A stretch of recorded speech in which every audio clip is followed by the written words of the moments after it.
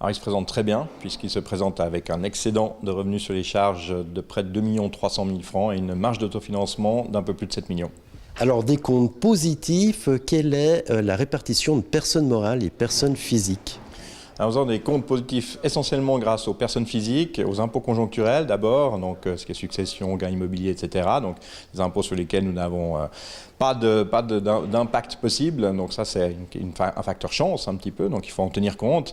Essentiellement sinon les personnes physiques et des rattrapages également sur personnes physiques. Au niveau des personnes morales, nous sommes malheureusement même en deçà de ce qui était prévu, sachant que nous avons toujours une imposition sur les personnes morales à Gland qui nous paraît pas suffisante. Alors c'est lié justement peut-être à un défaut notamment de promotion économique, raison pour laquelle nous allons valider tout prochainement un nouveau délégué à la promotion économique pour la ville de Gland qui apportera, j'espère, passablement de choses pour les acteurs déjà présents et puis qui permettra d'attirer de nouvelles entreprises pour essayer d'améliorer un petit peu ce poste de personne morale.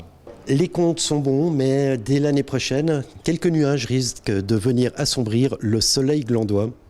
Oui, alors pas que le soleil glandois, je crois qu'il est clair qu'à peu près toutes les communes vaudoises en tout cas craignent notamment la RIE 3.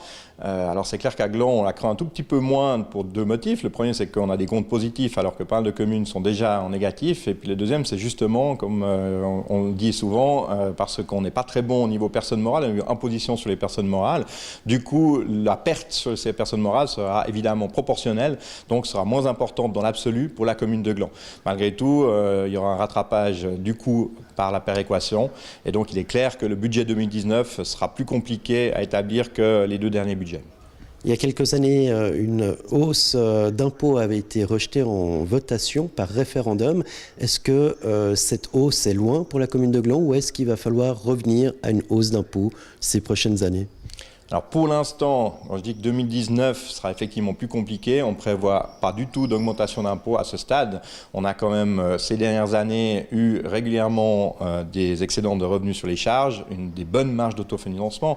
Donc finalement, l'augmentation d'impôts qui avait été demandée à l'époque n'aurait en tout cas servi à rien sur les 3 dernières années.